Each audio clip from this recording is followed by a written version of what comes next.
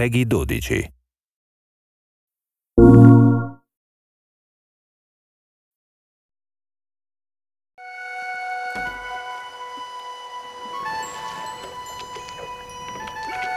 Whoa! It wasn't doing that before. There's a real visceral sense of being immersed in the game when you're holding something physical in your hand and you do it. The controller itself really contributes to the feeling that you are a wizard. You have a magic wand in your hand, and Finn has a magic wand in his hand. It's the best one-to-one connection with a character that I've ever felt. When we first took the controller and whirled it over our head and saw the apprentice conjure a tornado out of the ground, it's like, that is something different. That is not just another press the button and cast your spell. He just conjured a tornado. This is awesome.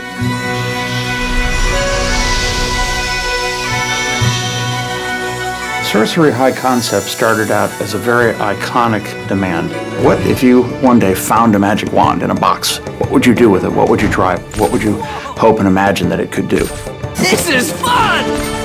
Sorcery is designed from the ground up to be a move title. With a lot of games, you start sort of retrofitting, saying, oh, we're going to take an existing game that has a DualShock control scheme, and then try to figure out how to work the move into that. But with Sorcery, from the very beginning, we built everything around making the move an essential central part of gameplay. Of many places that I've worked, our studio's a little different in that we are a little more physical, and we kind of embrace that, especially working with the move. So when you cast a spell and to throw up your arm in a shield is really something that came out of how we talked about the game.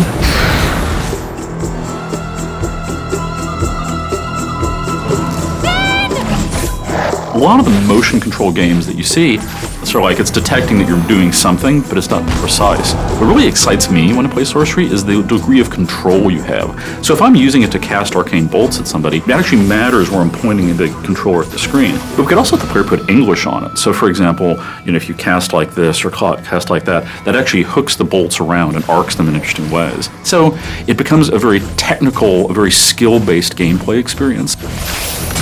Fighting is active. Drawing a firewall, throwing a bolt through it. Those movements are quick, fast. Spell switching is on the fly, and it's a movement, it's not a button press. As you get deeper into Sorcery, you learn more spells. You gain a command over the elements: ice, fire, wind, electricity. Then we found that combining them was cool. Cast your whirlwind through fire, the fire is sucked up off the ground and your whirlwind becomes a fire tornado. Cast your bolts into a fire-nado and fire bolts are multiplied and spread throughout the arena. Every spell in Sorcery can be combined with the other spells to produce a deep combo system that lets you just attack your enemies in a wide variety of ways to maximum advantage. A troll! That thing is huge! This way, come on! The boss fights in our game is where the player has to really put his mind to work. You have to be aware of your environment, you have to be aware of your arsenal. Everything that we put into a boss fight is indispensable in taking out the boss. Hey, you! Sorcerer!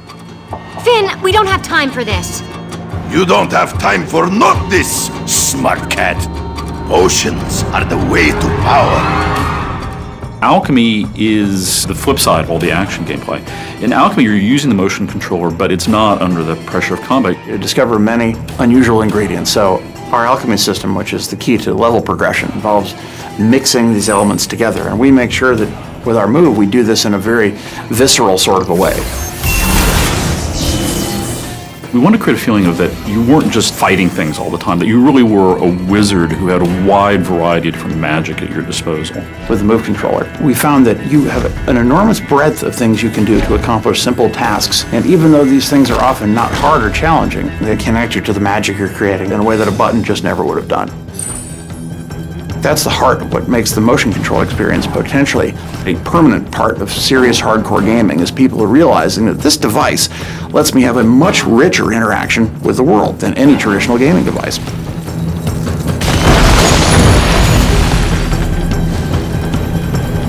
I feel that we've given people a really solid, playable game experience that uses the move like it's meant to be used as a serious game and control device, to reach down and pick it up and to be that apprentice who is reaching out and grabbing the wand, the Master's wand, for the first time and feeling the power of it surge through him, just as you realize the power that you yourself are experiencing as a player.